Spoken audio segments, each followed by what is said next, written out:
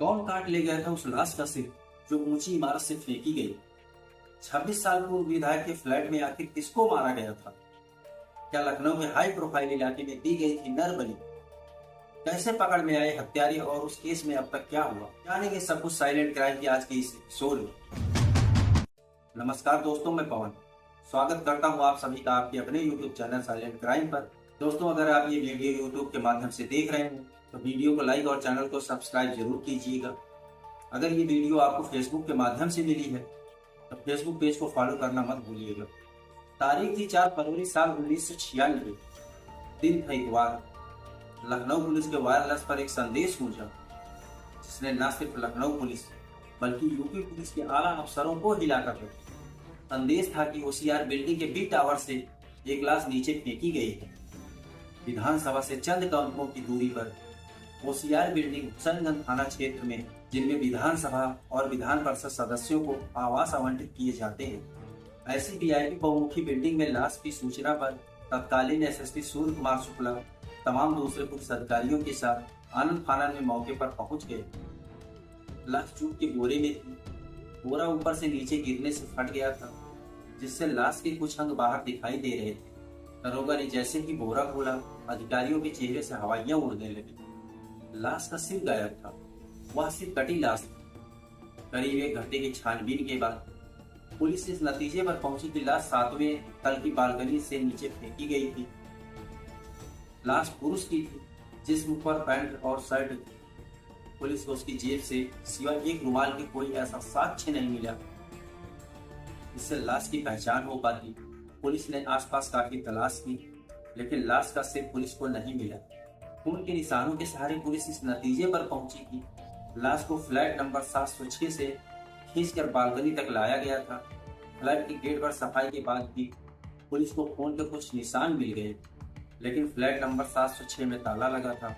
Husainganj police ने कागजी कार्रवाई पूरी कर लाश को पोस्टमार्टम के लिए भेज दिया था। फ्लैट हस्तिनापुर से विधायक रहे गोपाल काली को आवंटित था, जो उस बार का चुनाव हार गए थे। रविवार का दिन था और उस समय मोबाइल जैसी सुविधाएं भी नहीं थी, इसलिए लखनऊ पुलिस ने मेरठ पुलिस के जरिए पूर्व विधायक गोपाल काली से संपर्क साधा। पता चला कि वह तो 1 महीने से मेरठ में ही थे। यह भी बताया कि फ्लैट की 2 चाबियां हैं, एक उनके पास रहती है जबकि दूसरी चाबी फ्लैट की साफ सफाई करने वाले केयरटेकर मनोज शर्मा के पास रहती है। मनोज शर्मा 1 फरवरी को अपने घर पौड़ी उत्तराखंड गया था और उसकी चाबी उसी के पास है। गोपाल काली ने पुलिस को यह भी बताया लखनऊ आने जाने वाले उनके अधिकांश समर्थक उनसे चाबी ले जाते हैं और वहीं फ्लैट पर ही रहते हैं। 31 जनवरी को ही एक समर्थक ने उन्हें फ्लैट की चाबी वापस की है। रिटायर्ड आईपीएस राजेश पांडे बताते हैं कि फ्लैट की एक चाबी पौड़ी में है और दूसरी पूर्व विधायक के पास होने की जानकारी पर पुलिस फ्लैट का ताला तोड़कर अंदर घुसी। अंदर कमरे की ठीक से सफाई की गई थी। डबल बेड पर नई चादर पड़ी थी, लेकिन पुलिस ने जैसे ही चादर हटाई, गद्दे पर काफी खून दिखाई दिया। साथ ही पुलिस को सफाई के बाद भी कमरे की फर्श से खून के निशान मिल गए, जिससे इस बात की तस्दीक हो गई कि हत्या उसी कमरे में की गई थी। बाथरूम में वॉश बेसिन में मिले खून के निशानों से यह बात की पुष्टि भी की गई, वहाँ खून साफ किया गया है। कमरे की तलाशी के दौरान पुलिस को वहां से भारी मात्रा में शराब की खाली बोतलें मिली।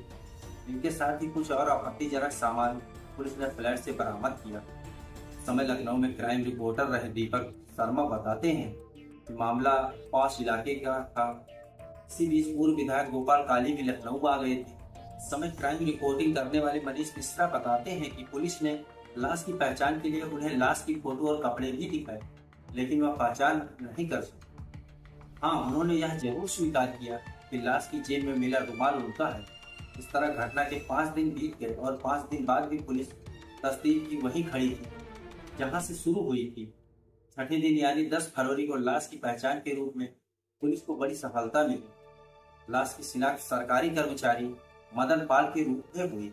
गोपाल काली ने बताया कि मदन पाल सचिवालय में नौकरी करता था, साथ ही उनके क्षेत्र से जुड़े काम वही देखता था। जब वह लखनऊ में नहीं होते थे तो भी वह काम के लिए अपने समर्थकों को मदन पाल के पास पत्र लिखकर भेज देते थे। फ्लैट पूर्व विधायक हो चुके गोपाल काली के नाम आवंटित था, सो गोपाल काली पहले दिन से ही शक के दायरे में। उन पर शक उस समय और गहरा गया जब लाश की जेब से बरामद रुमाल को उन्होंने अपना बताया। गोपाल काली अभी जीवित है। रोज अखबारों में उन दोनों को लेकर के खबरें छप रही थी। आखिरकार उन लोगों ने तत्कालीन एसएसपी सूर्य कुमार शुक्ला से मुलाकात की और मामले में तेजी से जांच कराने का अनुरोध किया। हत्या का कोई सुराग नहीं मिल रहा था और न ही लाश के सिर का। ऊपर से लगातार पुलिस पर दबाव बढ़ रहा था।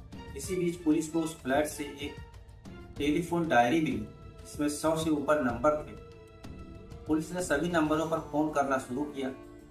इसी बीच डायरी से एक नंबर पुलिस को मिला जो मवाना मेरठ निवासी अशोक शर्मा उर्फ अशोक पंडित का था। पुलिस को आसपास के लोगों से यह भी जानकारी मिली कि अशोक घटना के दिन होशियार में देखा गया था। इस जानकारी ने पुलिस की तस्दीक को दिशा दे दी। पुलिस की एक टीम मवाना पहुंची और अशोक पंडित से पूछताछ शुरू की। पहले तो उसने पुलिस को खूब भरमाया, लेकिन सख्ती करने पर वह टूट गया और वो स्वीकार किया कि उसने अपने साथी के साथ मिलकर के मदन पाल की हत्या की है। रिटायर्ड आईपीएस राजेश पांडे के मुताबिक पुलिस अशोक पंडित को लखनऊ ले आई। पूछताछ के दौरान उसने बताया कि वह 2 फरवरी को एक तबादले के सिलसिले में अपने दोस्त नौशाद के साथ लखनऊ आया था। मनोज शर्मा फ्लैट पर नहीं था तो उसने मदन पाल से संपर्क किया। मदन ने उसे रात में फ्लैट पर मिलने को कहा। चाबी न होने पर मदन ने कहा कि उसने चाबी बनवा रखी है। रात को तीनों फ्लैट में खूब शराब पी। इस दौरान अशोक शर्मा ने मदन पाल को दलाल कह दिया, जिस पर मदन ने उसे थप्पड़ मार दिया। फिर क्या था, अशोक और नौशाद ने सब्जी काटने वाले चाकू से उस पर कई हमले किए, जिससे उसकी मौत हो गई। सनगंज बाजार से उन दोनों ने एक बड़ा चाकू और एक बोरा खरीदा। फ्लैट पर आकर मदन पाल का सिर धड़ से अलग किया और उसका धड़ बोरे में बांध दिया। सिर और चाकू बेड की चादर में बांधा और रात होने का इंतजार करने लगे। रात में वह बोरा खींचकर बालकनी तक ले आए। रात में वह बोरा खींच करके बालकनी तक ले गए और उसे नीचे फेंक दिया। इसके साथ ही सिर और चाकू लिपटा चद्दर लेकर वह फ्लैट बंद कर निकल गए। नौशाद कैसरबाग बस अड्डे से मेरठ चला गया और होशियार से पैदल चारबाग पहुंचा।